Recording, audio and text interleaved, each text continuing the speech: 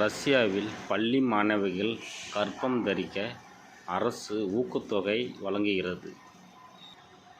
அந்த நாட்டில் பிறப்போட எண்ணிக்கையை அதிகரிக்க இந்த முடிவை எடுத்துள்ளாங்க. ரஷ்யா நாட்டில் 10 பகுதிகளில் இந்த திட்டத்தை நடவடிக்கை இப்போதைக்கு இருக்குது. அதே மாதிரி அமெரிக்க நாட்டின் அதிபரான ட்ரம்ப்பு ஒரு குழந்தைக்கு $5000 கொடுக்கறதுக்கு இப்போதைக்கு முன்வைத்துள்ளார். அதே மாதிரி பார்த்தீங்கன்னா ஹங்கேரியில் 3 குழந்தை பெற்றுட்டா கவர்மெண்ட் எந்த வரியும் கட்ட தேவையில்லை ஹங்கேரி நாட்டில். ஆனால் மெயின் என்னென்னா ரஷ்ய நாட்டில் பள்ளி மாணவிகள் கர்ப்பம் தரித்தா அரசு கொடுக்குற ஊக்கத்தொகை 1 லட்சம்.